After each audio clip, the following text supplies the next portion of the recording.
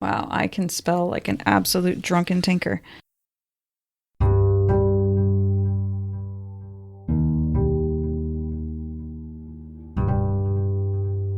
This is the Wheel of Time Spoilers podcast. Well, do you want to dig into the chapter? Yeah, I was Well, gonna say before all the shenanigans break loose, you want to try to get through this hefty chapter? Yeah. Well, how hefty do you find it, is my question. Because I find it fairly hefty in words, but fairly light in concept. I mean, yeah, I feel like I always say this, but this is a setup chapter. This sets up a lot that comes later. This is a setup book, right? This is the book where Jordan said, okay, I've done 6 standalones, now I need to finish the series. And I need to start setting up all of the end game that's going to happen in this book. That would explain why I say every chapter is set up for what happens for books and books, yeah. I really do feel like this book has been the consent book and the setup book, right? Like, I'm going to set up the final, because like he's getting all his... In a lot of ways, that's to me is what the slog is it's getting all the characters and everybody in place for the last battle. We've done the introductions, we've done the backstory, we know who these people are, and now it's like, okay, the world's not ready for the last battle. How do I get from here to there? Right, yeah. So yeah, in that sense, this is a pretty middling chapter, heavy on words, but not too heavy on content. But there is a lot of interesting interactions. Even if there's not a lot to talk about, there's still exciting, like action scenes, but with words. Basically. So this is chapter 32, Sealed to the Flame, and our symbol is the Flame of Tarvalin, as this is all about the Amerlin. It is all about Aes Sedai stuff. All about it. And then what we have here is an Elaida. It opens with this Elaida dream. Mm-hmm. I've got almost nothing on this, other than it does show that she's already dreaming about putting Egwene in Novice White. It's a lot of letting you know that you aren't confused about Elaida. She really is a terrible person. She is self-centered. She is domineering. She is headstrong and clueless. Like, it's just, she wants Alviarin meek. The power is a manifestation of her power. She wants Egwene begging. She wants to birch all the Aes Sedai. It's just, she is the White Tower. You know, it's just reinforcing everything that you know about her and you will know about her. It's like, yeah, no, she's actually not that complicated. This is really who she is. And she's definitely not black, Aja. I mean, we knew that from Alviarin, but it's good to see it from her POV where it's like, oh, she's not evil, just terrible. Right. And remember when she, later, with Egwene, she's like, I am Tower Law. It's in this. She was the White Tower. Like, it's just... Yeah, there's no redemption arc for this one. This one is fully committed to her bullshit. And I feel like this is one of the big differences between our competent characters and someone like Elaida, and even someone like Patron Nile, is that every one of our characters has a goal. Egwene says, these are the concrete steps I need to take between here and there to make that happen. Elaida says, this is my goal, and I'm going to yell at people until it happens. And one of those is effective. Right. Yeah, her goal is to have people bow down to her and acknowledge her power. And it's like, well, what are you going to do with that power? Are you going to make the world a better place? Are you going to prepare the world for Tarman Gaiden? Or are you just going to get more power and acclaim for your power and acclaim? It's just, it's not a good style of leadership. Power to its own end is pointless. And that to me is what the palace represents that she's building. Mm-hmm. Is this, why is she gathering all this power to build a big pointless palace that just is a representation of her power? All of her fantasies are about people acknowledging her power. That's the entire end goal. It makes me not feel too bad for her that she gets taken off as Dumai. It's like, I mean... Well, again, all of the signs, all of the warnings, all of the things that she could have done that would have kept her from being captured. Right? It's very karmic for her to be captured by the Seaine. Not because she deserves to, but because she could have avoided it simply by taking very simple steps. Yeah, the reason she deserves it is because she was absolutely wasting her opportunities to make the tower something good and something useful and something unified. She goes around... I mean, even before Alviarin starts telling her what to do in this chapter, she's dividing the tower constantly. And she could have been a fine leader. And it's not like she wasn't warned that was literally about to happen, right? Like, she was literally told that the Seaine are going to step in and do stuff. And it's like she could have been a strong, if not particularly creative battle leader. She could have been a leader, but she chose not to. She chose to lead for the wrong reasons, for the wrong ends. So, yeah, not a lot to say there other than, ugh. And so she wakes up to getting her shoulder shaken and Alviarin saying, "Wake up, you fool woman." Do you think Alviarin said that in real life? Or do you think Elaida dreamed it? I think she said it because Elaida was pretty deeply asleep. Yeah, I think so too. And then once Elaida starts to wake up, she's like, "I said, please wake up, mother." Mother? But I can definitely see her being like, "Wake up, you fool woman." Right, she comes in and is like, Elaida, wake up, you fool woman. I said, wake up, mother, please. Yes, exactly. Well, and also, that's a lie. It's a very... Shit, it is. Right? Yes. Like, if she'd just been paying a little more attention and had just actually trusted herself, it would have been like, wait, that's a blatant lie. You said, "Wake up, you fool woman." Yeah, and we, as the audience, are already fully aware of the fact that Alviarin's Black Aja, so it's not like Robert Jordan had to be subtle there. Right, no, not at all. But yeah, this is Alviarin arriving in the middle of the night to tell her about news of Dumai's wells, because now there's an Aes Sedai in the tower with that information rather than eyes and ears reports, which Alviarin has been hiding for 7 days. Masana was basically fucking there. Like, Masana told her about it probably like the next morning. Right, yeah. But she can't hide it from Elaida anymore now that one of the Aes Sedai from that group is in the tower asking to have an audience. Colvera Baldine. Yeah, she has the very Covarla. unfortunate task of being the highest ranking survivor of that debacle. Well, eventually, I believe Galena does take all the blame, even though she's not around to be punished. Yeah, I'm not actually sure what happens to Covarla. I'm guessing she just shrinks into the wallpaper as thoroughly as possible once given the opportunity. I looked up a lot of name salad, but I did not look up Colvarla. Wow, I can spell like an absolute drunken tinker. She really doesn't have any other plot points. Yeah, she just runs away and hides under the bed, I guess. Okay, so she takes them to Dorlane, because she gets ordered to do that in this, and then meets with Katarine Alrudden later. Mm-hmm. And according to the wiki, that's the last activity that she has. So yeah, she tries to make herself as small and insignificant as possible after dealing with this meeting, I assume. This is why she's like, how about no thank you ever again? And one thing I'll say about this chapter, there's a lot of names in this chapter of Aes Sedai who are literally in no other chapter. Mm-hmm. Well, because there was 39 in the embassy that went to kidnap Brand. It's a lot of names to give meaningful purpose. This is the chapter where the balance of power between Elaida and Alviarin shifts. So that might be why, because Elaida would come down on Covarla harder, but she's not given the leash to do so because Alviarin takes over. And Elaida just sends them off to Dorlane and has bigger problems to worry about for the rest of her tenure as Amerlin. I also do think that if Galena hadn't been blamed, that she would have absolutely tried to throw Covarla under the bus.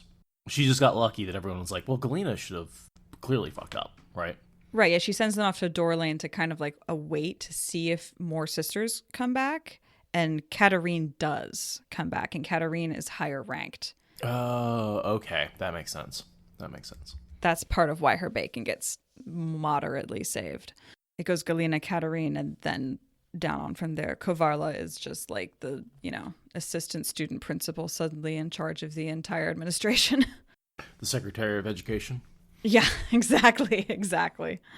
Elaida is knitting furiously and drinking wine furiously to try to deal with this news, which is hilarious. I like how RJ has her like thinking about the how to knit very like explicitly in the middle of all this, because it's relatable, and it drives home how in a corner and out of her depth Elaida is with this news.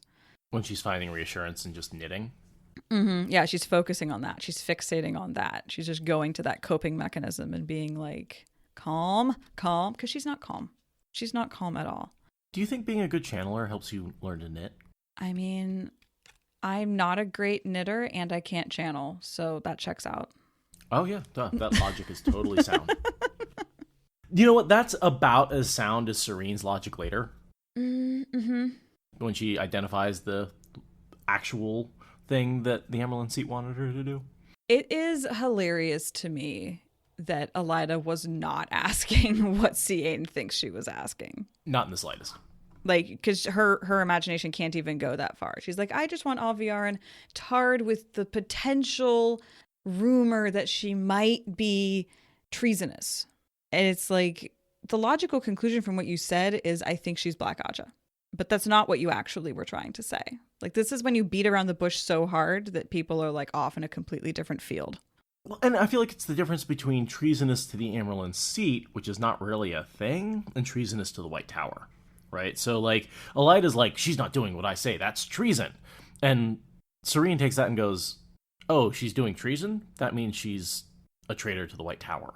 Right. And Elaida is conflagrating herself with the White Tower, and Seaine is not, because Seaine has a brain cell.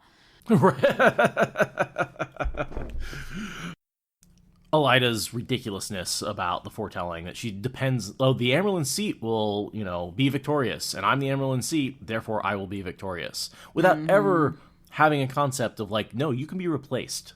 There are multiple Amarylline seats. Yeah, it's a position, not a person.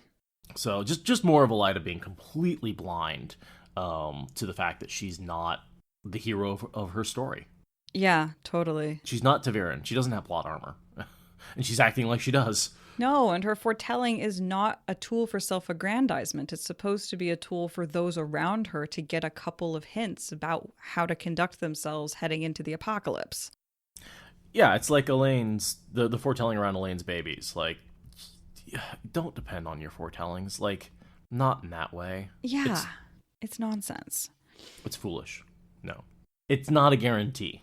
Right. Like, you need to bring this information to the group and let them work with it to the best effect of the group, not keep it a secret because it's about making you the biggest, baddest that ever was. It's almost like being self-centered isn't a great plan.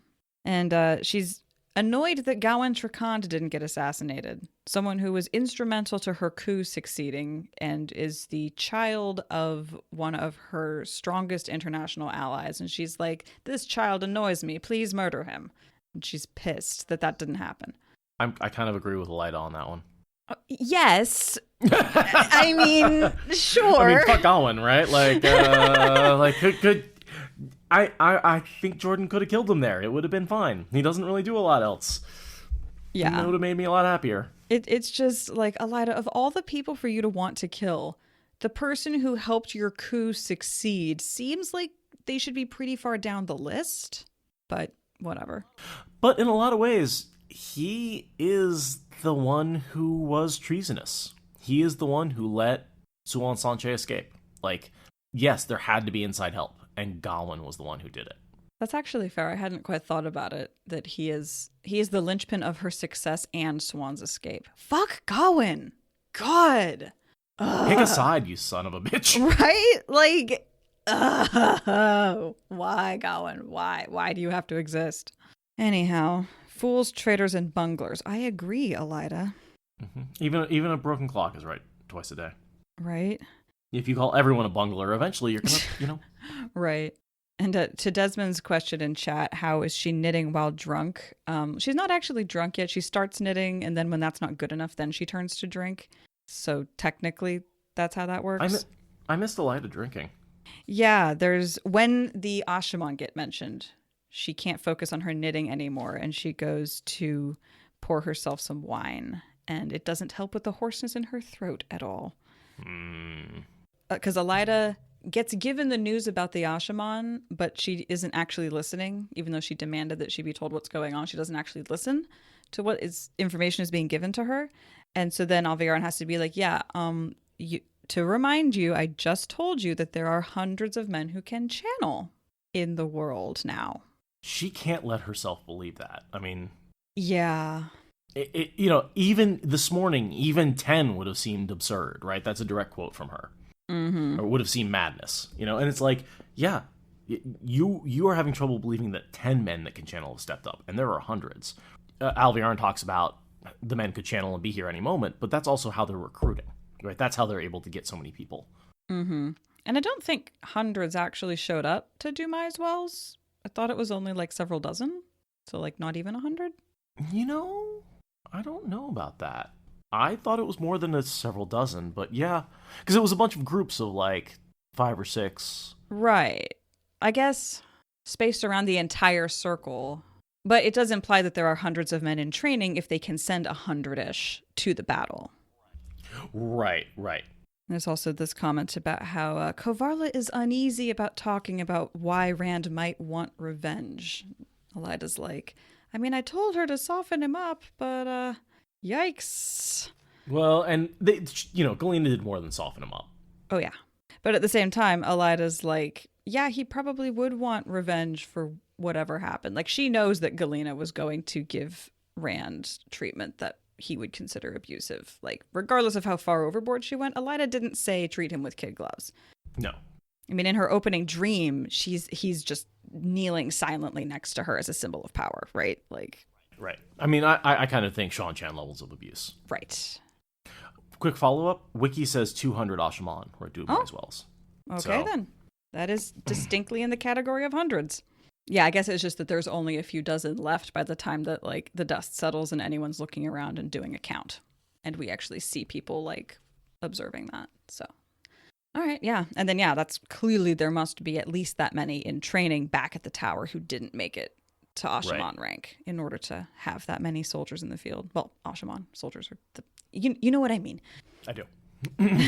Cool, because a lot of our, it's funny, the Ashaman in a lot of ways are evil, because the only ones who get promoted to actual Ashaman are Taim's lackeys. Mm-hmm. It's like most of the soldiers are the good ones. Those are the ones we actually want, the soldiers. It's the Ashaman that are not good. So it's what was soldier dedicated Ashaman? Those are the 3? Yeah. So I guess it's mostly dedicated, but yeah, the soldiers and the dedicated are potentially good ones. I think a lot of the dedicated are the good ones because they're the ones who are being held back from their proper rank because they won't sign on. Whereas the soldiers are just like whoever has the spark or whoever has the talent and has been recruited. And then, yeah, there's a couple promoted by Rand, but none of those are in the Black Tower. Logain is the only one. And I think even he was promoted by Taim because Taim just couldn't justify not making him an Ashaman. Right, because it's Logain. Because it's Logain. Wait, what? I mean, it's Logain. What are you going to do? But other than that, and then there's like 1 or 2 that Rand took with him, he gave to Perrin. Right, he promotes them because they've been with him. He's seen what they can do. They're loyal. They're powerful. It's just like, yes, clearly you are Ashaman because you are capable of standing by my side in battle, which is the entire reason I founded the tower. Man, just how fast Elaida here turns on Galena. Oh my god, right? Because she, like, before in her head, she's like, Galena's the greatest, she'll never mess up, she's the only one I trust besides myself to do this. And now she's like, oh, she must have let her be surprised. What a fool. And like, I'm going to throw Galena under the bus. Like, no loyalty whatsoever. The second she messes up, Elaida throws you under the bus. It's another sign of what a shitty leader she is. Like, if you're a good leader, then you actually trust the people under you. And when they fuck up, you're like, wow, that must have been a terrible situation. Let's figure it out. You don't say, oh, you're the greatest. Oh, you're the worst. Like, that kind of two-facedness is like, you aren't a real friend and you're a bad leader. Yeah, well, you take no responsibility for your leadership skills. Basically, you put all responsibility on your underlings. And if things succeed, it's your success. And if they fail, it's their fault. Mm-hmm. Reminds me of the discussions I've been reading lately about how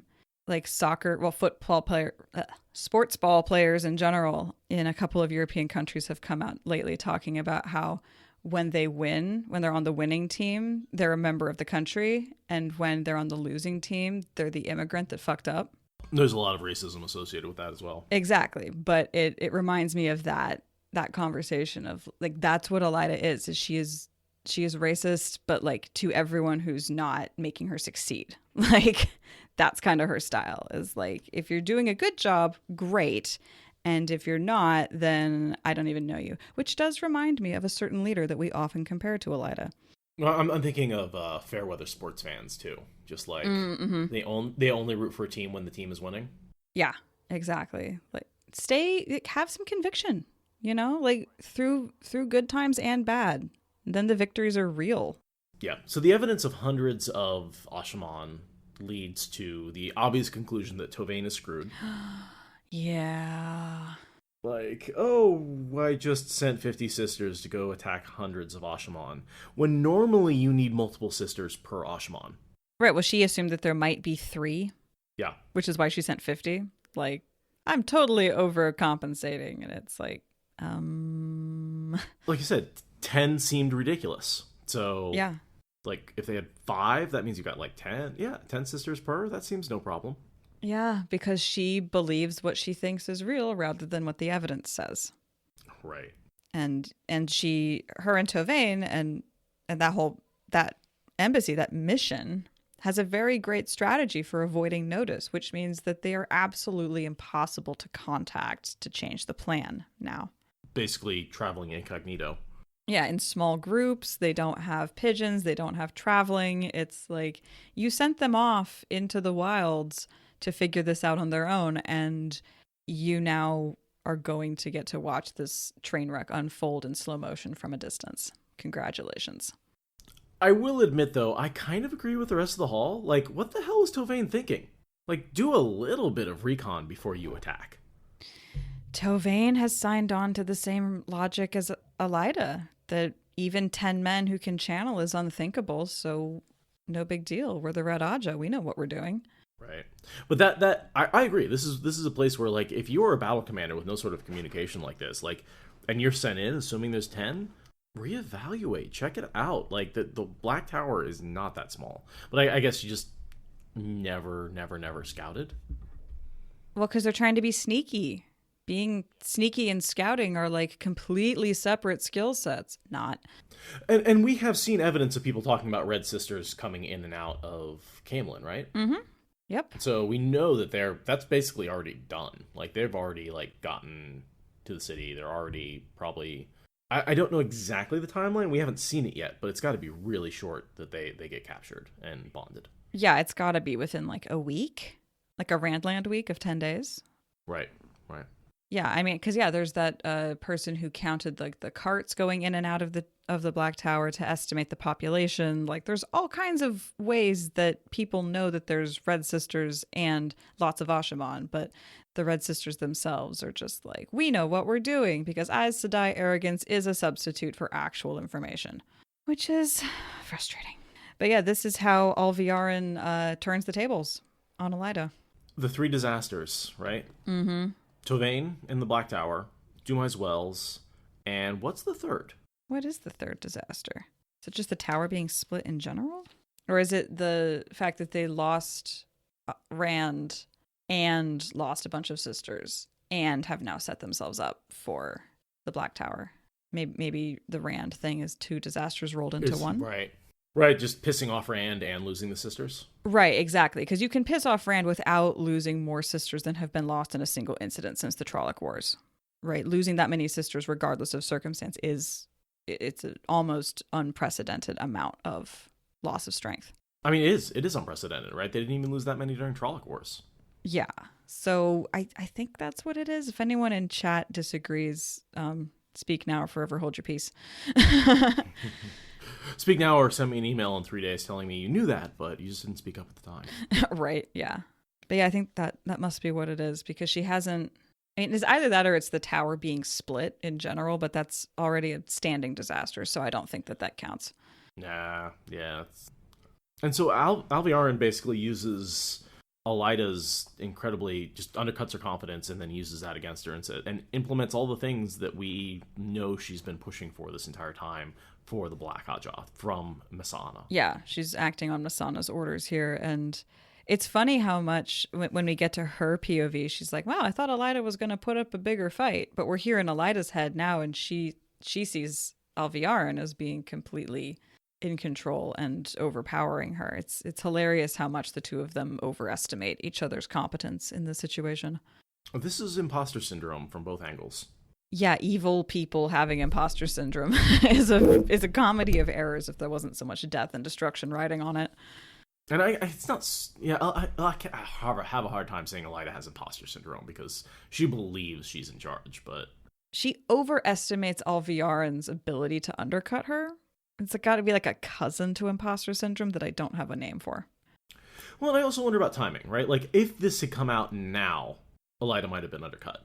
But because of the way it trickled out, because it took so long, like, I think a lot of the sting of the problems were taken out of these issues, and the blame was placed on the other Aes Sedai rather than on Elaida herself. And there's also the fact that Alviarin was instrumental to this not really legal, but technically legal coup that put Elaida up there. And Alviarin is overestimating Elaida's personality for being stubborn. And Elaida is technically politically savvy enough to know that she's on actually quite shaky ground politically. But Alviarin isn't thinking politically. Alviarin is thinking like evil strategy. Let's build up the Tower Guard so we can fight off the rebel Aes Sedai and create a big war and kill lots of people. Also, divide all of your minions against each other. The whole, like, punishing these and rewarding those. It's just so blatant what the goal is there. Even Elaida can see it. It's that blatant. But one of my favorite things that the Dark does is they keep trying, they're like, okay, I'm going to unite all these armies and create a big battle. And then our heroes stand in and go, oh, I'll take both of those armies. Thank you very much. Right? Thanks for collecting those for me. How convenient. How convenient. Yes, now I have more power. That was wonderful. And that happens a lot. That happens with Perrin and the White Cloaks, right? The whole Grendel trying to wipe them out, and he just takes those forces. It happens with Egwene and the White Tower and all the forces. It happens with... It even kind of happens with Elaine and Andor. And with the Shan-Chan. And with Shan-Chan, yeah, with Matt. Like, Semirog sets them up to be a problem, and then Matt's just like, yoink! Yep, totally. So yeah, the Dark really sets itself up for failure. Repeatedly.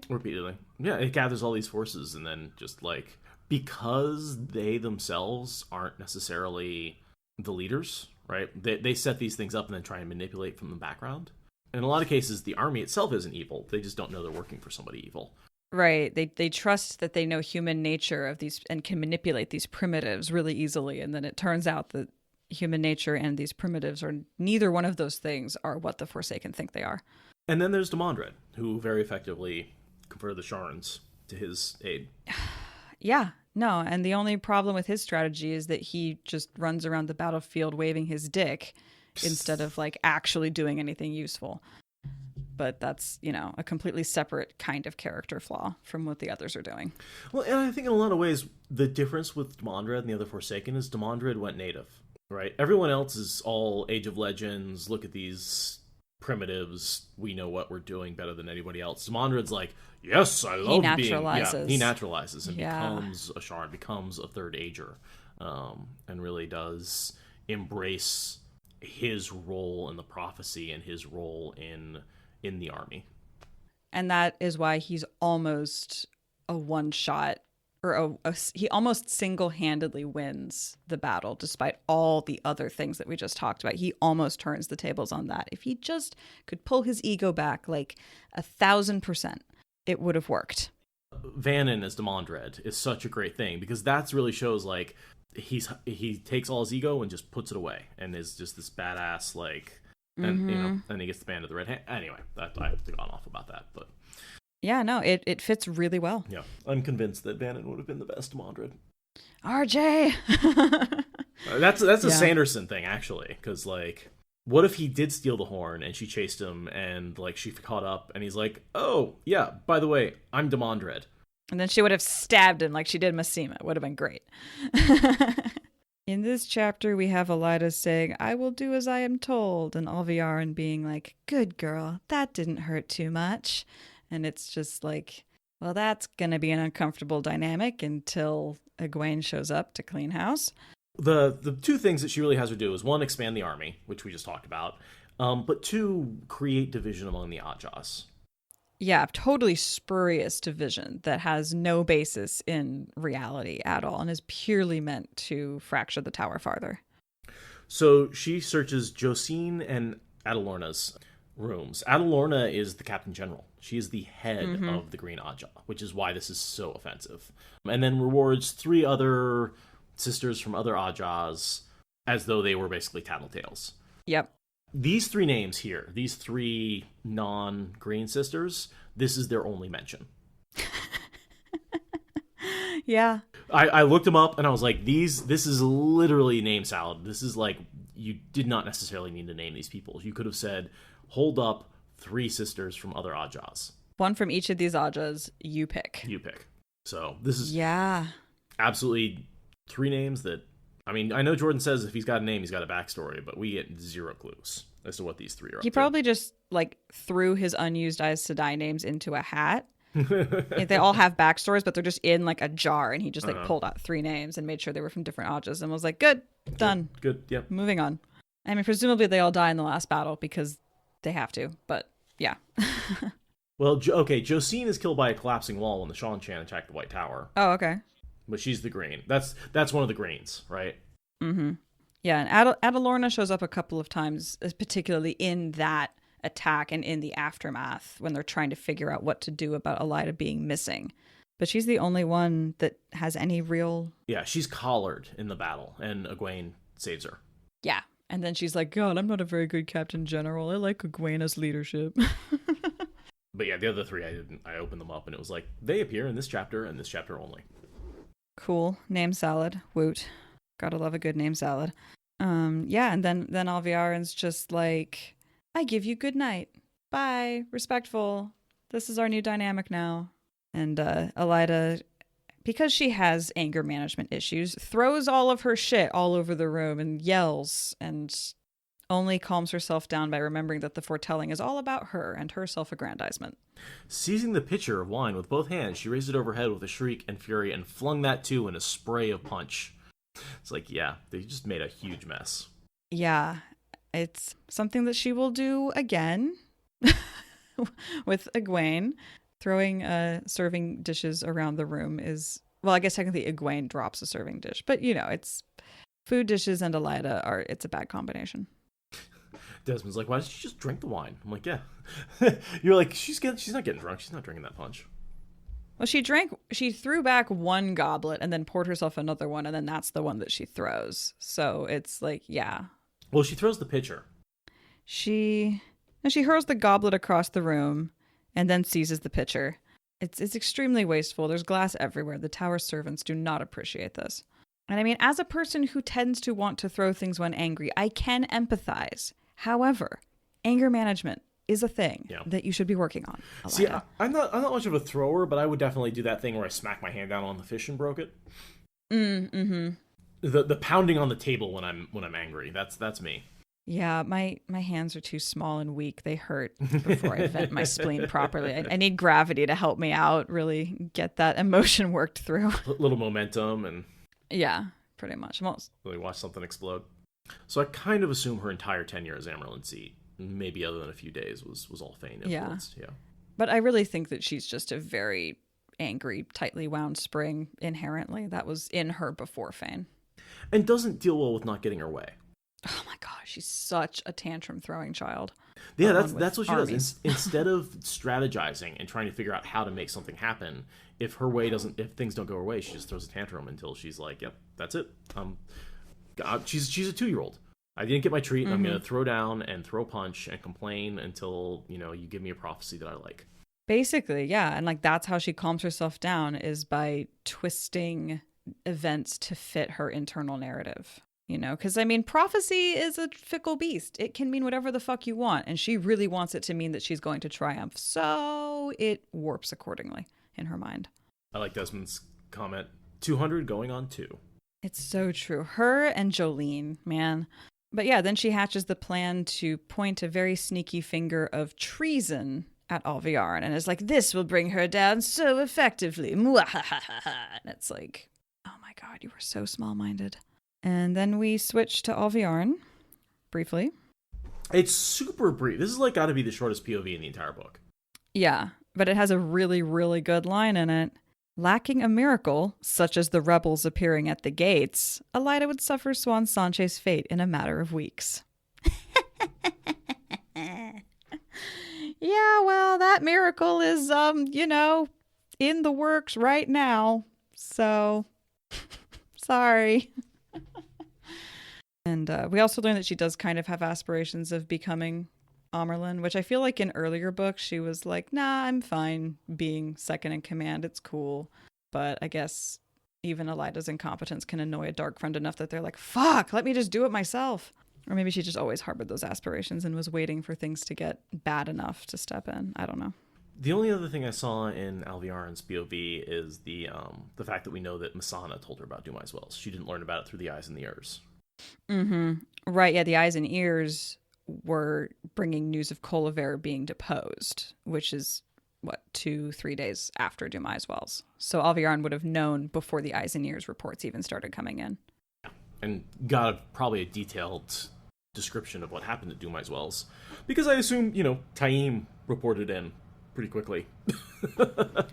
Yeah, then there's not a lot of benefit to obfuscating the details there. Like, yes, I have hundreds of men who pulverized a third of the Shido Aiel in 5 minutes. Yeah, like, I think he's pretty proud of why that. would you lie about that? Yeah.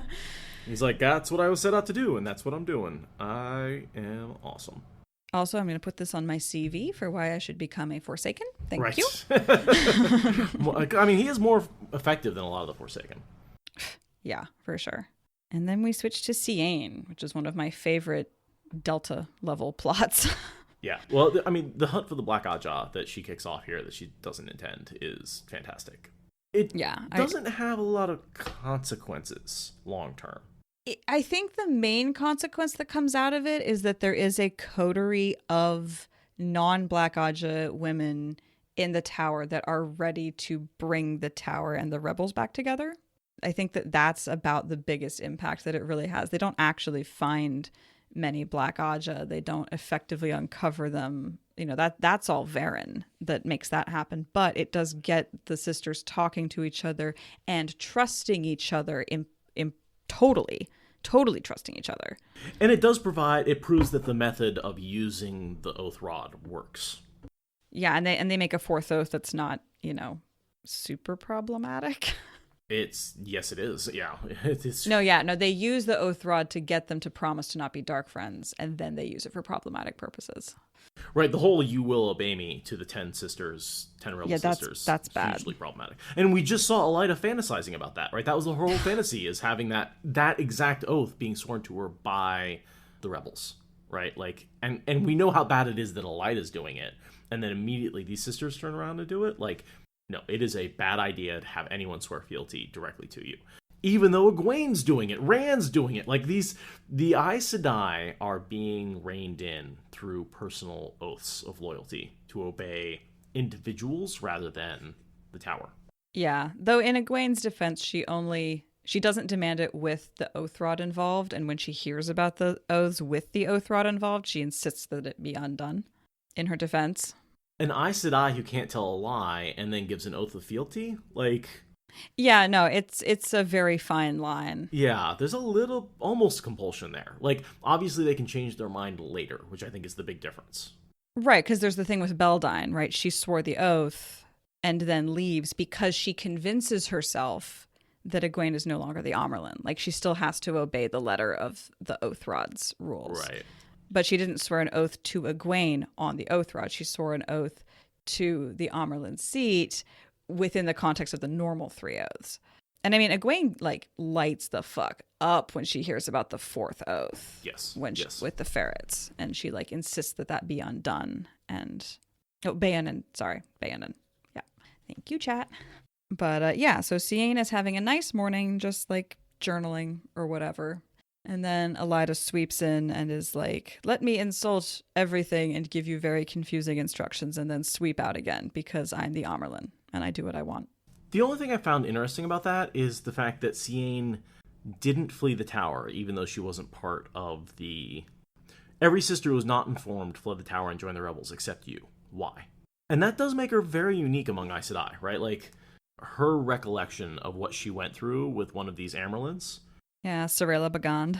Yeah. Who was mistress of novices before becoming Amerlin. It feels a little bit like Stockholm Syndrome. Yeah. Yeah, her loyalty it's kind of like the loyalty that Semirog inspired. Yeah. Rather than political or logistical loyalty, it's trauma loyalty. Is Sorella Bagand... I didn't actually look her up. She's not Darkfriend, right? I don't think so. I didn't look her up. She is Farmatting, which would explain some of her... Yeesh. But yeah, she was apparently a very fierce mistress of novices and then was raised Amerlin the year that Seaine was raised to the Shawl. So her fear and respect were very wound into her process of becoming a full sister. But I think also to a certain extent, like, she wasn't involved in the decision for the coup and she doesn't have any reason to believe it was illegal. So loyalty to the tower. Like, honestly, I think it's weird that she is the only sister who didn't flee.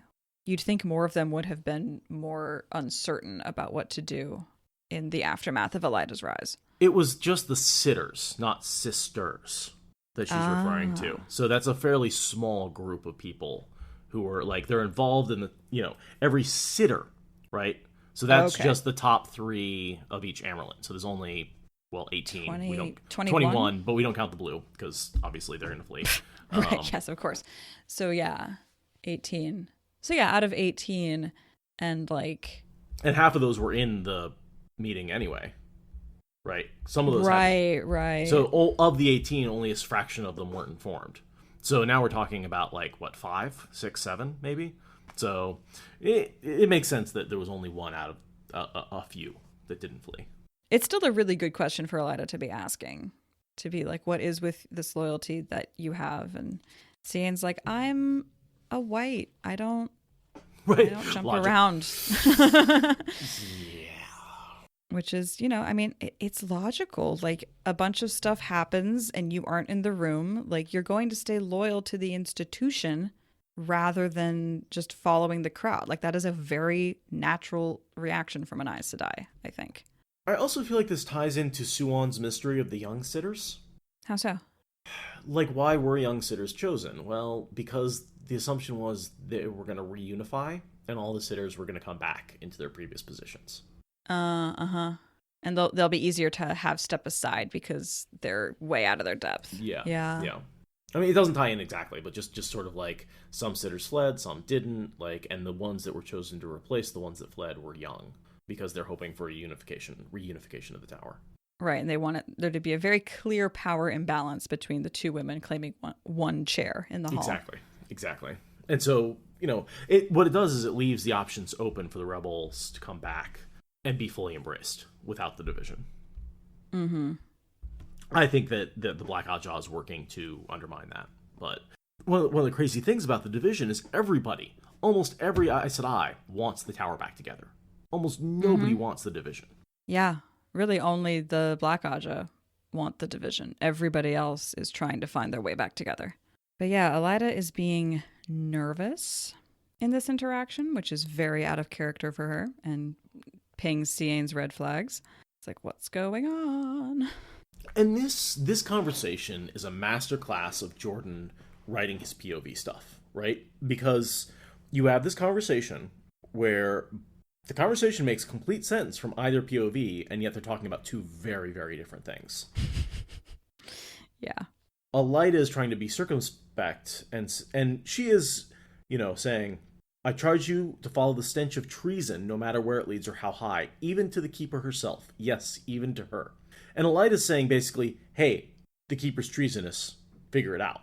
Seaine sees that as sort of like this exaggeration of look for treason wherever it is. Maybe even an absurd thing like the Keeper, which would be absurd because she's my Keeper, right? Every sister other than you and me sitting in this room is suspect. Right. Is what Seaine interprets. Whereas what Elaida's basically saying is, no, investigate my Keeper. Yeah, she's saying my Keeper is a problem and I don't want to say it straight out. And she's saying it with all these it may have, I believe, I think, I have reason to consider. And it's all very Aes Sedai circumlocution. The white does what whites do, which is apply logic to the problem and come to the complete wrong conclusion. Yeah, logic has its flaws. And she makes a point here of saying, she doesn't blind herself to emotions like some whites do. But at the same time, taking emotions into account kind of did lead her to the wrong conclusion because she took Elaida's secretiveness. Whereas, treason, she would think she would be angry, not scared. Right, yeah. And I mean, the ironic thing is that because Alviarin is Black Ajah, this search is actually pointed in the right direction. Right. It's really funny how it's Yes, I want you to investigate Alviarin, but not for being Black Aja, for being treasonous. Okay, I'm going to look for Black Aja, which includes Alviarin. It's just like, okay. Elaida is nervous and rude, and Seaine is exceedingly polite and misguided. It's, yeah, like you said, it's a masterclass of Jordan's ability to put a third POV in between two very strong POVs. And as Jeremy is pointing out, not only is Alviarin a Black Aja, she's the head of the Black Aja. Right. Yeah, if they had gotten her, yeah, she knows all the names. She knows all the methods of communication. Well, some of them. She knows about Masana. Like, right. Oh, man, if they had oath-rodded her, that would have been crazy. They would have unraveled the whole thing. Yeah, head of the snake. So close. So close. So close. And then Seaine does this wonderful thing with logic where she's like, so yeah, I promise that this is sealed to the flame and I won't tell anyone, but now logic has led me to decide that that is not logical anymore. She like breaks her oath in like 5 minutes because of the conclusions that she reaches, which is just a delightfully white Aja thing to do. Everything's changed now that we're hunting Black Aja. Right? She sits down in her chair and thinks about it and then goes, everything has just changed. I mean, I get it, sitting around and thinking and having your whole world turned upside down is a thing that happens, but it amuses me how quickly that goes. And I don't know why, but that's one of the reasons I like Seaine, is because she doesn't talk to anybody else before deciding, working through this and figuring it out. Like, she's so just like, no, I trust myself on this. Turns out she's wrong, but I love her confidence. She's a great white. She's a perfect example of someone who is of the white Aja and does a great job with it. And just, yeah, I'm 100%. I like her POV a lot. Yeah. Yeah, she's a fun one to be with. Even though she gets it wrong, you can follow the logic and you're like, oh yeah, that makes sense. I would come to a similar conclusion. Right. Yes. I too would make this mistake. Or as opposed to Elaida where you're like, you fucking idiot, what are you doing? Like right. Charmy's asking a good question. Why does Elaida trust Seaine to not be a Black Aja? Oh, probably because Elaida isn't thinking about Black Aja. That's why. No. Yeah, she doesn't. She's not. Elaida's looking for someone who would undermine Alviarin. Though it does seem weird to go to a white to undermine another white. It goes back to the fact that she wasn't informed of the deposition, so she didn't stand for Alviarin. Oh, she's clearly not in Alviarin's camp. She's clearly not in Alviarin's camp. That's the only reason that she went to her. Is like, hey, I need someone who's powerful, so a sitter, and the only sitters that are left are ones who supported Alviarin, except for this one. Oh, I'll go to her. Right. Plus, of all the Ajas, the whites are most likely to be willing to undermine each other because logic, the lack of emotion. Oh, yeah. That's interesting that she's got a white going after a white. Yeah, maybe some advantage of being in her Aja? Maybe, but I mean, I don't know. If I was Elaida, I feel like I would go to a red for this. Mostly, I think it's because of the whole not standing in support of Alviarin, simply because that's what Elaida says. Is like, hey, why didn't you stand? Why weren't you there? Mm-hmm. That's the reason she came, is to say, you were not like the others. Right. So I came to you. Not like the other girls. Exactly. Yeah, no, I think that's, because Alviarin, or because Elaida's mission here is so small-minded and so focused on Alviarin that, political calculus is the only thing entering into this. So she decides that she's hunting Black Aja, and decides to go get her friend Pavara. The only person in the whole tower she can be absolutely sure is not Black Aja. She's like, I can't do this alone. This is terrifying. I need someone with bravery and gumption and backbone, and my childhood friend who did pranks with me and who has very strong personal reasons to not be a dark friend is clearly the only person I can go to, which is sweet. And then on the way to Pavara, she passes by Talene Minley. Yes. Talene was a friend, and if she thought she'd be sure of her, but thinking was not enough for this, later, if possible, she would approach Talene, hoping it would be possible she heard pass with only a nod. So she's a fraction of a second from enlisting Talene and helping her hunt down Black Aja. The problem with that? Talene being the first black sister that they find. Talene is black. It's so close to disaster. So close. All she had to do was go to Talene and be like, listen, I'm hunting the Black. And Talene would be like, interesting. Let me help you out with that. Let me help. Absolutely. I'd love to help. And yeah, things would have gone badly. Yeah, it's amazing how she's like, "Oh yeah, we've been on different sides of some issues, but we've been friends forever. Like I can be your friend even though we disagree about some stuff. Like I'm sure you're cool, but not for this thing, but I'm sure you're cool. I'm sure that you're going to be like who we bring in next. Like definitely." And it's like, And in the podcast, what I've discovered is Jordan loves to do that. He loves to have characters go hunt for something, and then the next person they encounter be the person they're eventually going to find or hunt for. Like, I just need to find X, Y, and Z, and then that person walks by them. And they're like, "Oh, well, that person, we'll just move on." And Yeah, it's like, exactly. They're like, no, that's the person. That's the person. And so I had never caught that before until I was doing my name salad research, because this is a very name salad chapter. And realizing that Talene, I was like, oh, that's the dark friend that she actually does capture and is in Galena's heart. Yeah. Yeah, that's the one who we see getting put into the chair of remorse. She's the first one they find who won't take the extra oaths. Like, oh, Jackson in chat, Matt with the lightning in book 3, where it goes right over the house. Right, where it highlights it up. He's like, oh, I wish I knew where they were. Flash on the house that they're in. Yeah, a 3-pronged lightning strike as he has the thought. Yeah. Right, one for each girl. This is very much that moment. But fortunately, Seaine is so terrified that she literally is only going to trust Pavara, who is another one of my favorite Aes Sedai. She is so great. Well, and Pavara gets such a second life with Sanderson, right? He really brings her to a forefront, and she becomes...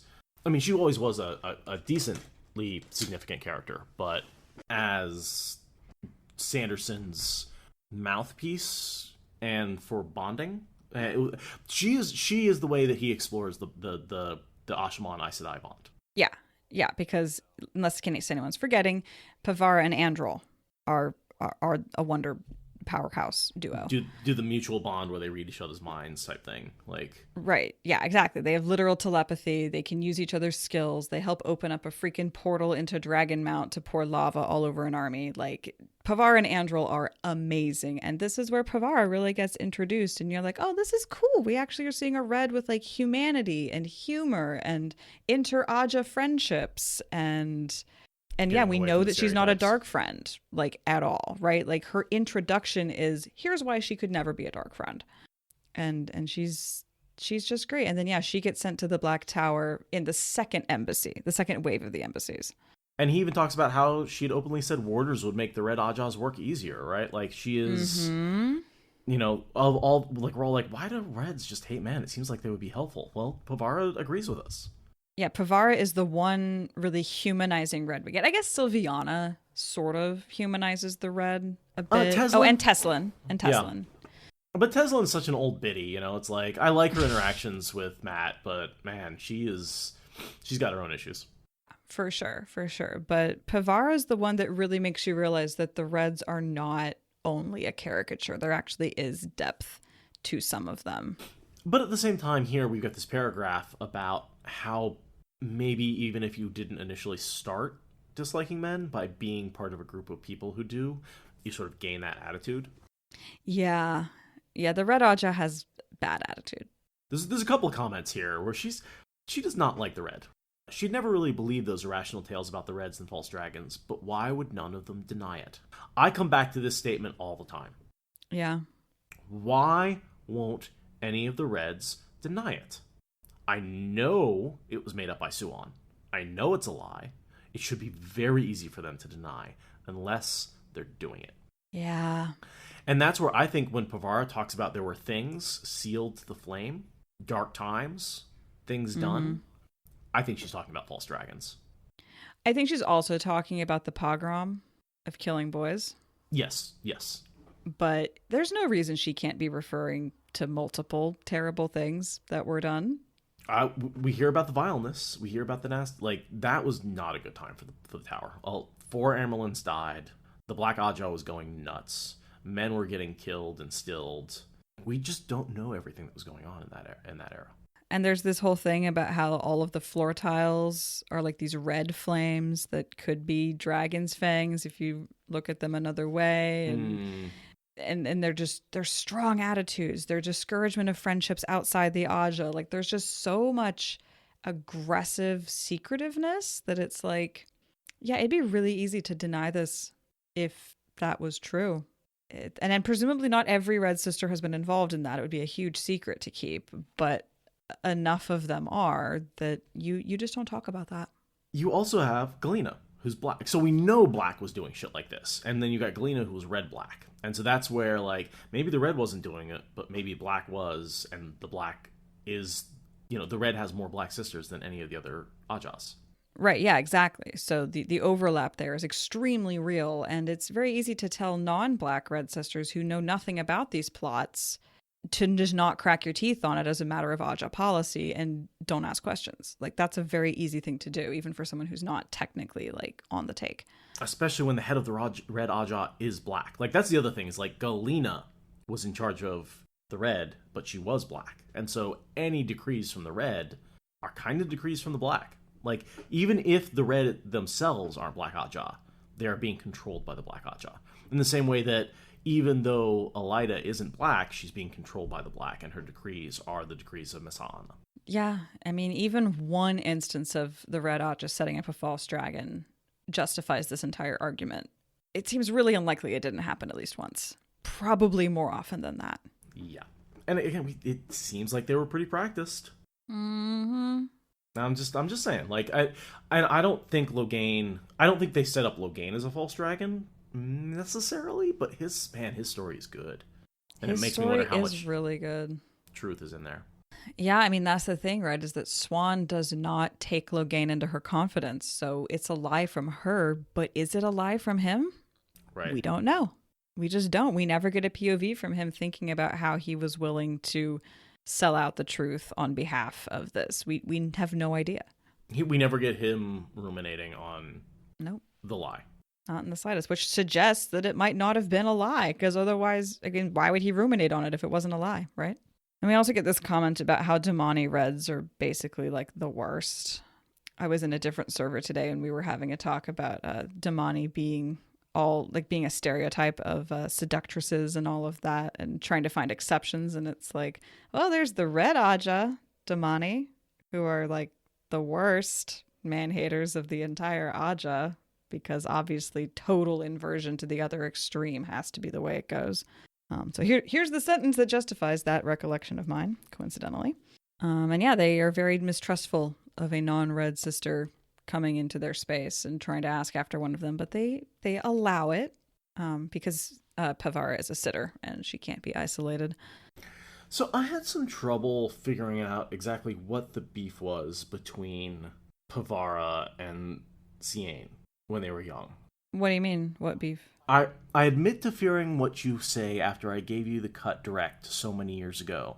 Sworn on the blade, Seaine, I'd not have done it. Except Tezine had practically had me by the scruff of my neck. So is it just... I guess just cutting off the friendship. Oh.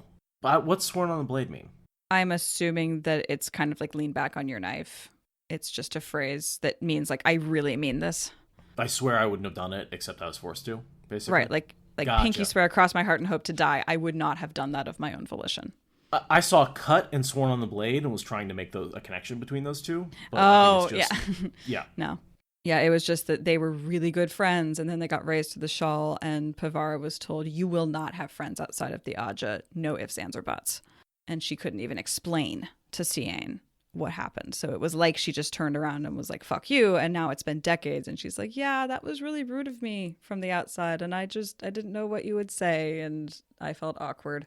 And Seaine's like, yeah, well, I get it. Also, I'm here because I think I might die of terror. But Pavara's so cool how she just like this. It's such a intense like walk up to her door. And then as soon as it opens, she's just like cheerful and warm and welcoming. And it's so good to see you. And there's the pictures of her family and like just all of this. Like it just everything gets warm the second the door opens. And it's like, OK, we love her. We trust her. There's no way to not trust this woman the way she gets introduced. So, yeah, we've got Seaine saying, I'm ashamed to say it took being terrified out of my wits to stir my feet. I want us to be friends again, but I need your help because you're the only person I can trust. It is interesting to see her turn to someone that she knew as a child. And, like, she just has made no other connections since she became Amelin she can trust. Well, I think there's also the whole thing about the fact that Pivara's family was murdered by Darkfriends, and that's why she chose the red. Like, that, I think, plays into it a lot. Because, I mean, she has Talene as a friend, right? It's also why she's not a typical red. Mm-hmm. Right, yeah. And it's... I don't mean to laugh at what happened to Pivara, but the whole, like, uprising of Darkfriends who had become convinced the Dark One was about to break free is, like... I remember the Haley Bop suicide pact, yeah. When Haley's Comet came around, a bunch of people committed suicide because they thought that was the end of the world. It seems similar. Yeah, this is not an entirely unknown pattern of being like, the end of the world's about to happen. Let's kill people and or kill ourselves. An interesting little note from Jordan that he inserted that into this world. It really doesn't have religious fervor for the most part. It doesn't have cults for the most part. But that's in Pivara's backstory. Well, because the god and the devil are real. Right. You have magicians, priests of the god, the creator, who can literally call down miracles. And you have a devil who can literally keep people alive forever. So, and you have proof of both of those things. So yeah, it's hard to have a fake religion when you've got a real one. I do wonder why Darkfriends decided to go on a murder spree because they thought the Dark One was about to break free. Like, there's no, like, underlying logic presented for that. I'm kind of assuming an Ishamael did something in one of his, like, cycles throughout of the... Do we know exactly when that was? Because it was a long time ago, right? Because Pivara's old. I don't know how old Pivara is, but it's long enough ago that it wouldn't have been like a prior cycle because Ishamael comes out every 1,000 years. But maybe like one of his first touchings on the pattern this time out. He comes out every 1,000 years, but he comes out for about 40 each time. Uh-huh. And we have Alviarin saying she was picked out by the various Forsaken, and she was picked out by Ishamael years before the rest. So I think he's been active for maybe 10, 20, maybe even 40 years. Maybe even like since Rand, like maybe 20 years, right? Since Rand was born. I think that would make a lot of sense if he started his cycle the same time of Rand's birth. So when did Pivara get raised Aes Sedai? Because this happened while she was a novice. But I could totally see there being a thing where like Ishamael knows that his time to get out is like coming again when he starts being able to touch the dreams of like very depraved Darkfriends and can like send them like very brief nightmares, and maybe that was what prompted the uprising. Because someone's like, I actually saw a flame face, blah. Right. But she's about 160, and this happened to her family when she was young. So 130 years ago? So that doesn't 40 work years at ago? all. No, it doesn't work. The timing is not right. Maybe it was a dark prophecy that got misinterpreted along the way, or Entirely something. possible. Or something. Darkfriends just getting wound up into their own dark friendery. But why would you kill a family? Like what blood sacrifice to help the Dark One break free? Like, yeah, I mean, we saw that a little bit with Paytar, and that's how he got caught, right? Was those blood sacrifices. So yeah, chanting catechisms to the Dark One and all that. Or yeah, like Desmond saying in chat, maybe a test of loyalty. Like, go murder a family to prove that you're really committed to the dark path or something. I mean, we do know, Aes Sedai, there's kind of this whole, you have to kill someone to be Black Ajah, right? Like, I'm willing to bet that swearing to the Dark One involves murder. Yeah, and plus cults generally don't have much, like, even internally consistent logic. No. So Jordan doesn't need to bother building backstory for that because it just won't make sense by definition. Oh, by the way, side note. I think I figured out the difference between Black Ajah and Dreadlords. Oh, yeah? So, Darkfriends and the Black Ajah are entirely dedicated to Ishamael. Oh. That's his organization. Dreadlords are loyal directly to the Dark One. Uh-huh.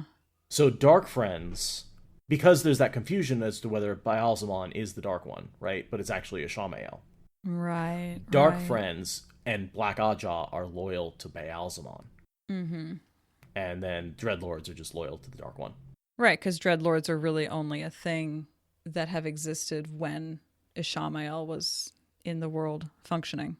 Right. Right, like during the breaking of the world, during the Trolloc Wars, that's when there's Dreadlords. And then, obviously, like when this end of the world goes down. But yeah, Darkfriends in general are going to be sworn to whoever is the biggest, baddest player on the stage. Right. So like right now, Alviarin considers herself Black Aja, but in the last battle, she considers herself a Dreadlord, and I would think that's because her loyalty transfers from. Also, Ishii. it's not like they have to be internally consistent, right? Like chaos. But yeah, Seaine isn't able to make herself say Black Aja at first. She just says Darkfriends in the tower because that's so much easier to swallow. But Pavara has the backbone to say Black Aja. I'm certain that's what she meant. So the next thing I was going to say was that Pavara doesn't need Seaine to convince her. Seaine's like, I have to convince her. And Pavara's like, oh, no. I'm way ahead of you. I'm there. And strangely, Pavara became hesitant. There were things done then, sealed to the flame. She drew a troubled breath. I would love to know more about that. Like, who was even Amaryllis at the time? Because only the Amaryllis can seal things to the flame. Oh, yeah. Well, there was that Gray who had more than a touch of red in her. Sierra and Vayu, I think. Yeah. There was lots of Amaryllis. So lots of people who could have sealed things to flames in rapid succession. Do you think the Black Aja had a hand in that? Yes. Yes, I do. Absolutely. 100%. Yeah, for sure. Yeah, because Pavara's like, I don't want to spill the beans. Just tell me what you know, and I'll fill in the gaps accordingly. Yes, bad things. Moving on. Yeah, and then Seaine's like, okay, uncomfortable. Moving on to strategy for how we're going to deal with this. Because really all you need to know is that this is bad. And Seaine is the strategist, right? Pavara is the one who provides the courage, but Seaine is the one who comes up with the plans. As we know from their pranks back in the day, yeah. Yeah, Pavara thinks of the idea, Seaine thinks of the logistics, Pavara provides follow-through. It's a good teamwork strategy. Yeah, their strategy is sound, and yeah. Seaine did not press her. She herself had committed something akin to treason by breaking that same seal, and Pavara would have to decide on her own.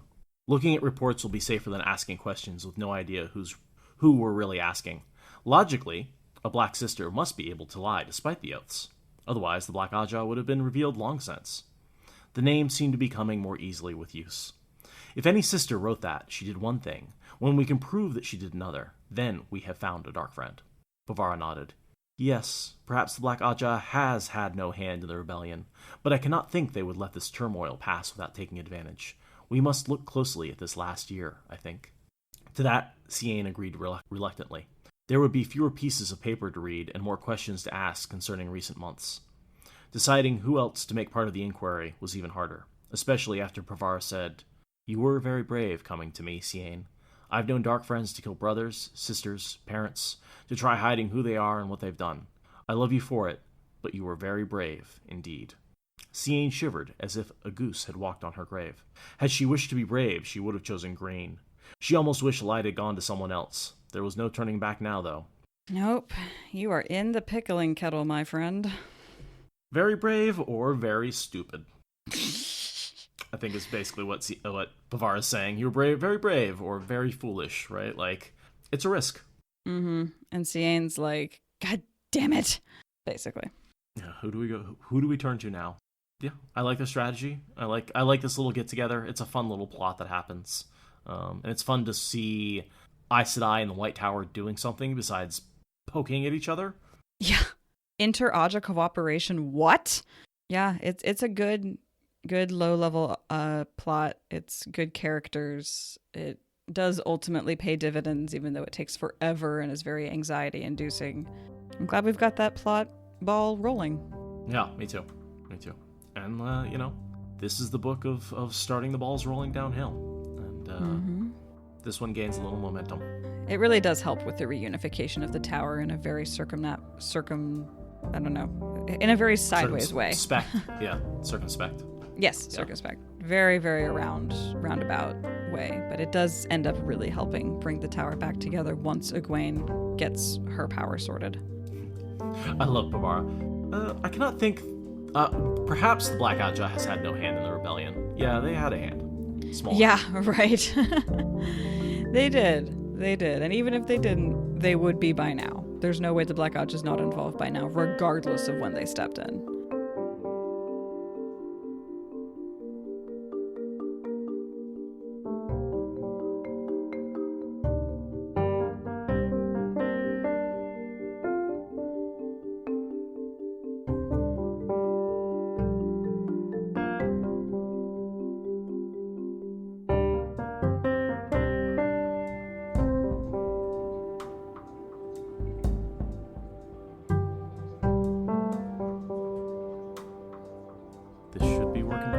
So this is an experiment with my Zoom mic. I'm going to be recording using this because I am live at Jordancon. Well, Jordancon starts in about 3 hours. So registration starts pretty much. I'm going to end this recording and go down and get registered for the con and start. Nice. So you were just telling us how incredibly calm and collected you are at this moment. Yeah, no, not at all. Not at all. I am entirely very much spacey. I'm forgetting common words when talking to people. I can't turn around without saying hi to somebody new. And it's a little disorienting because there's just a lot coming at me in a very short period of time, which is why I love Jordancon, but it is an intense 3 days. I'm sorry I'm not there with you. It just wasn't in my cards, but sounds like a delightful overwhelm. It is, and it's. I got to speak with Zarth for a couple. Like basically, he and I hung out this morning, and Zarth is a wonderful man who I've met at other cons, and he's also he hangs out in the Discord occasionally, but less lately. Mm-hmm. Just a blast. Last night I got in at midnight, and it was pretty dead. But this morning I walked up, and CouchCon's going on full blast.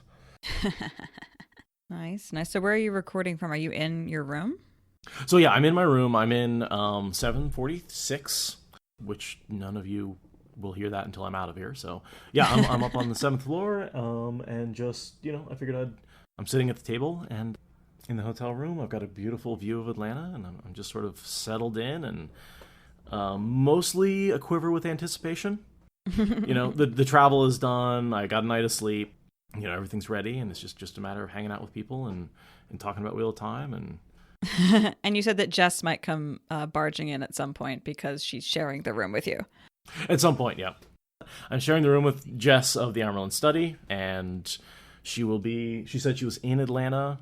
She landed in Atlanta right before we started this recording, so she's getting a car and coming on up. Just splitting hotel room costs because they can be expensive. Because one of us decided not to go there this year, so... I think I've talked about this before, but that when you talk to someone online and they are a good friend of yours, and then you meet them in person, it takes a few seconds to put the person's face to the personality and make that person snap into focus.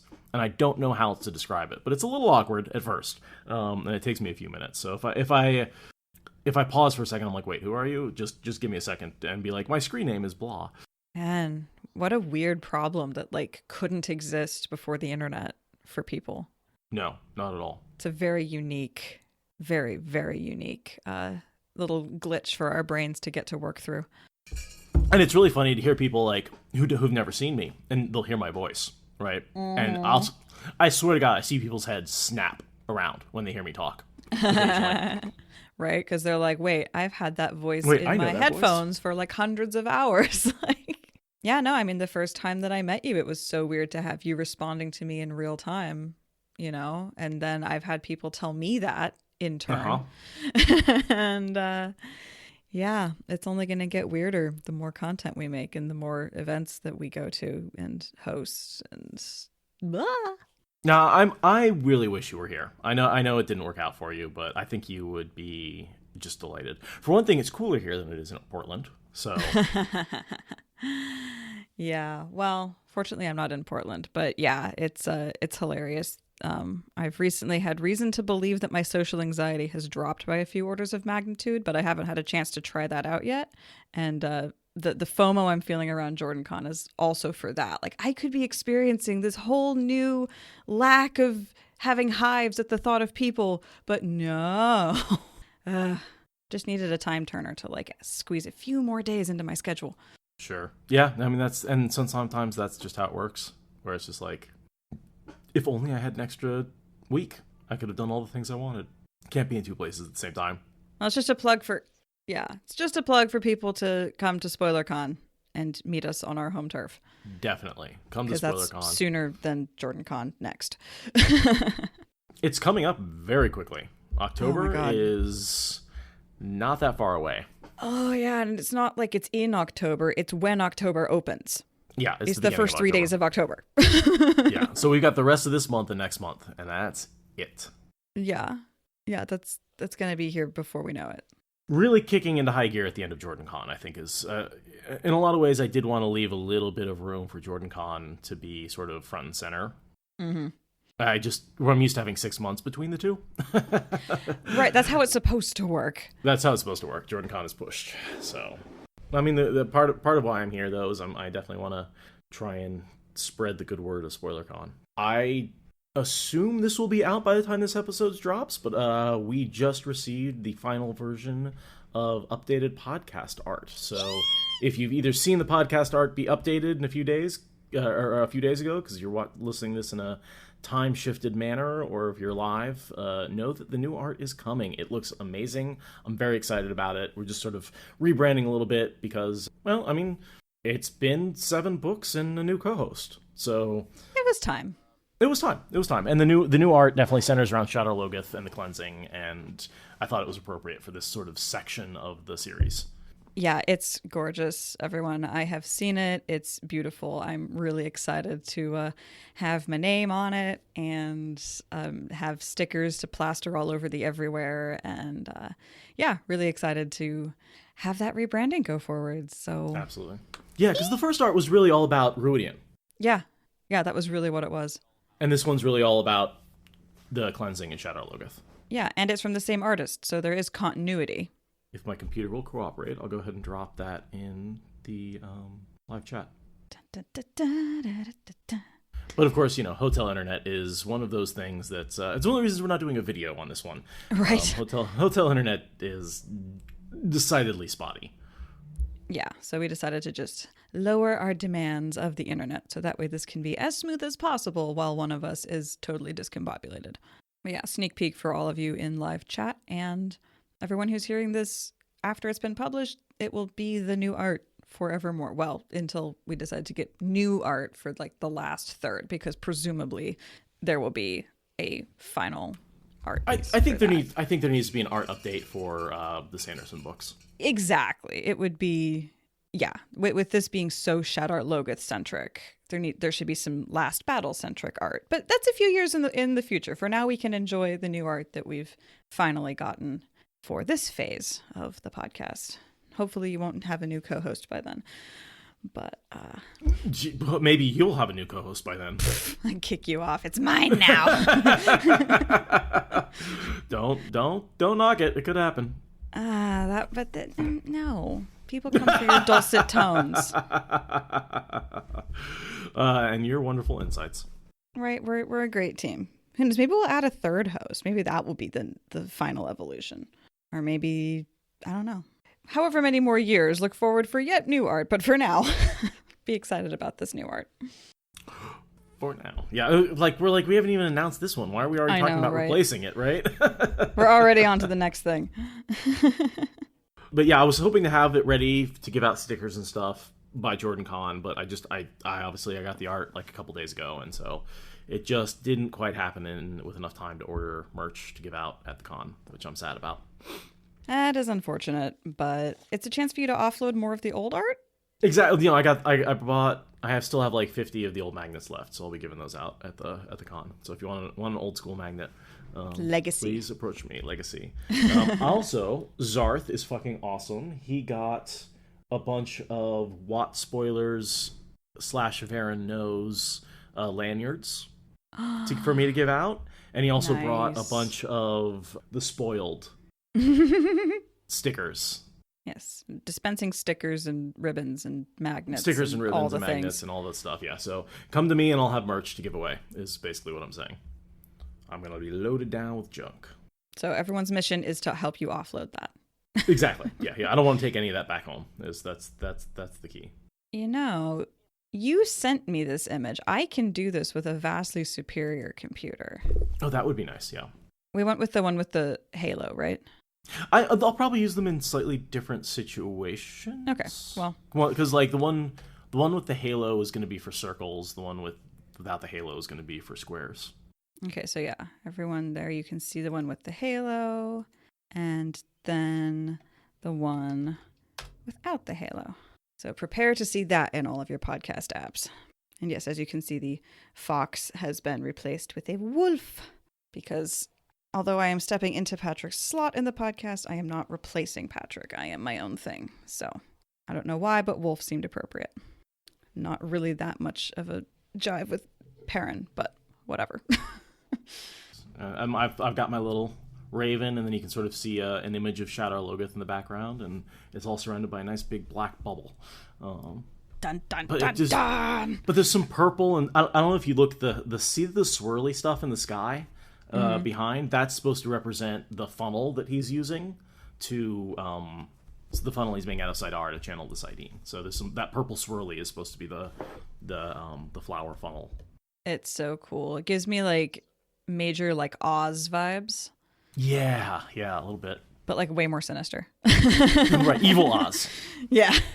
Evil Oz that's about to become annihilated through a matter-antimatter explosion. It's amazing. Is that not Shadow Logoth? Evil Oz? Yeah. Basically, yeah. Yeah, and you've even got the like weird dude behind the curtain like making things happen, and yeah. Mashadar is the curtain. Yeah, right. Thanks. I'm glad you guys like it. Yeah, I'm very excited about this. And I like that it's the same artist, so there's some consistency with Leah. Leah's a friend of mine from college, got into graphic design, works for NPR. One of those people you meet who's just like stupid talented. Unfortunately, a friend of mine. One of those. I got lucky. I got very lucky that she's willing to do this for me. And like, admittedly, I did ask. It's one of those things where I like her art so much, but it does take her like 6 months to a year to get it done. Right? Because I commissioned this probably. Yeah. Well, all the good artists take forever. It's just a thing. Well, thank you, Jackson. Yeah, I thought it would be fun to have my moniker. Yeah, we did both versions, the Aradia and the Radiapedia, and I liked adding the Aradia liked adding the Radiapedia. It's what I take everywhere I go whenever I guest appear on other places, and I was like, yeah, I mean, there's my name, but then there's like my name, my reputational name.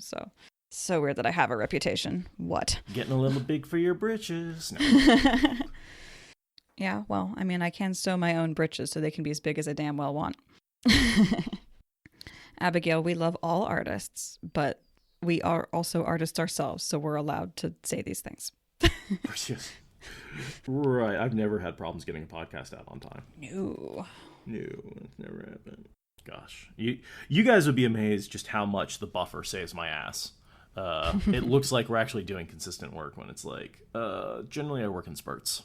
It comes in big bursts, and that's what regular release schedules instead of as we make it schedules are for. And that's also why we have a 2 to 3 week buffer, so that like at any point in those 2 to 3 weeks I can do a bunch of editing. Jess is here, but she can't take the elevator without a key card, so I have to go get her in the lobby. So I will be right back. Go fetch Jess. All right. And yeah, I can keep chatting with chat people while we wait for Seth to retrieve the Amerlin seat. What should we talk about while Seth is away? I agree with you, Charmy. It's got to just be an in-Aja decree that sisters don't discuss those rumors. It's much simpler than having everyone like secretly sworn into this thing. It's just like Aja policy. We don't talk about that.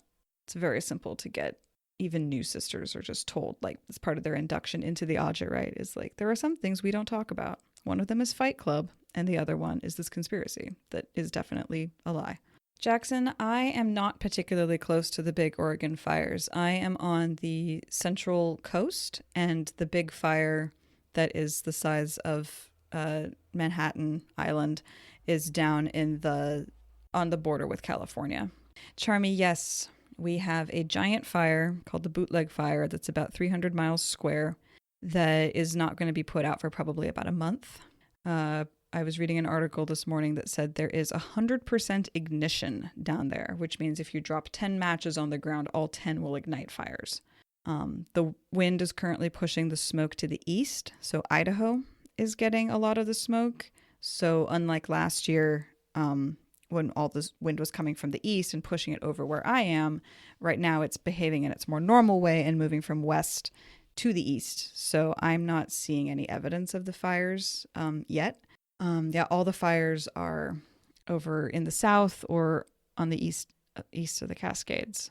And Yeah, it really sucks. A lot of them are in areas that are predominantly native populations. So, on top of it just being a shitty thing, these are impoverished, embattled, resource deprived communities already. And now this fire is raging through and I think has burned 21 homes. I don't think anyone's died yet, but apparently firefighting teams have had to back away from the fire because things are just going so fast. I think there was a fire tornado from it. Everything's just dry as all hell. That heat dome really dried things out, and it's not getting, there hasn't been any rain.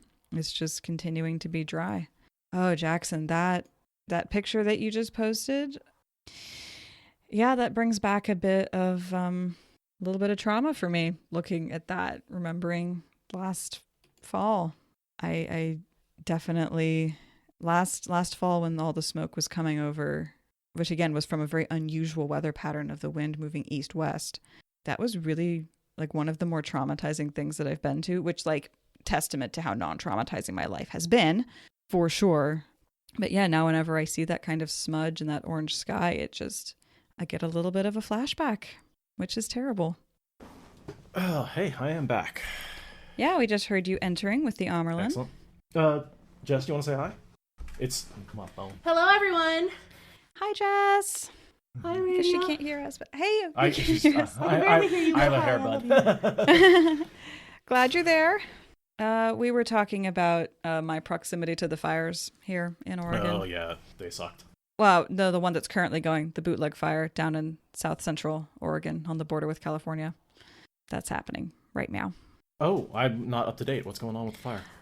300 square miles, totally uncontained, has burned 21 buildings so far. Will probably take a month to get put out. Not great. The wind's all going. There's no smoke here. The wind is doing the usual of moving west to east, so Idaho's getting all the smoke.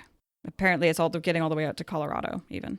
Yeah, it is very bad, but it's not currently affecting me yet. I mean, I'm sure there will be a fire here at some point because it's dry here like everywhere else. Thank you for listening to the Wheel of Time Spoilers podcast. Rate us in the Apple Podcast app or Support us on Patreon. Is that good enough?